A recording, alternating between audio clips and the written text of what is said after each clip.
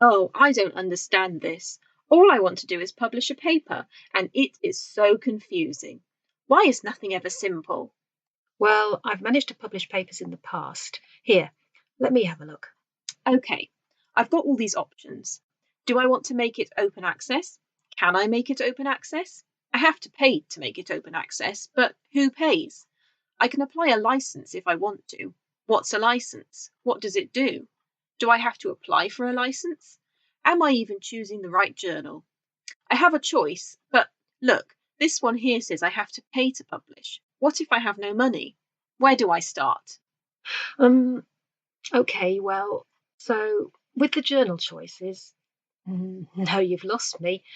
Look, there's things here about green and gold and APCs. I never had to deal with any of this. I think we need someone who might know something. Sam? Hi, yes, it's Carol. We're trying to submit a paper for publication. Yeah, it's really confusing. Hmm? The research support librarian explained things and was able to help during the process. That sounds great. We'll arrange a meeting with our research support librarian straight away. Nice to meet you both. Now, I hear you're having problems understanding the journal publishing process. Yes, I'm so confused. I don't know where to start. Yeah, me too. I wasn't, but then Margaret here came asking for help and I realised how little I know.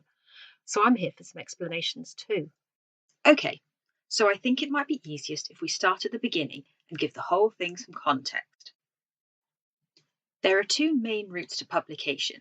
The old, traditional route is to submit your manuscript to a journal.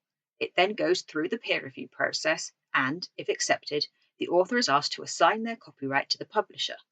Once the paper has been through the journal's production process, a published version of that article is made available to journal subscribers immediately. Get it? Got it. Good. Which is great if your library subscribes to the journal in question. But what if it doesn't? What if the person who really needs to read your article and benefit from it is working in a hospital or in government policy and has access to a really limited selection of journals? How can you be sure that you've picked a journal that they have access to? And if you work at a university which doesn't have a subscription to the journal you've written your article in, even you might not be able to read it once you've written it, if you don't think to save a copy. Exactly, which is why we now have open access publications. Ugh, another new thing. Yes, but if it fixes some of these problems, surely it's a good thing. You're right. The idea behind open access is to fix all of the problems we're talking about.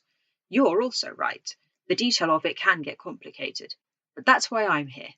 Let's start at the beginning.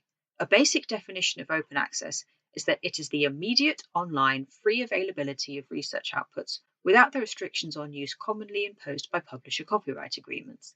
Copyright and open access is another entire topic, but for now, all you need to know is that copyright works slightly differently with open access publications. So, open access tries to make articles freely available to anybody to read, and they don't have to pay. That's the idea, yes.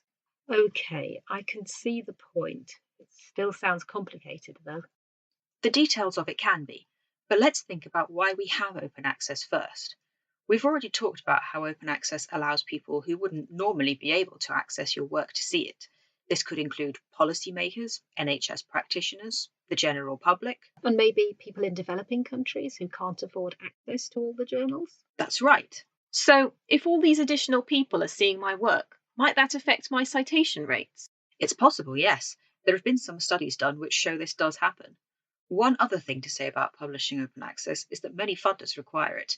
So if you do have a funder, you may find it's a condition of your grant to publish your journal article open access in some form. Well, that all sounds great, but I'm still not sure how I get my paper published open access. And what are the different forms of open access? Fair point. So let's move on to looking at the different routes to publication. For more information, contact us at lib.rke@ue.ac.uk or repository@ue.ac.uk.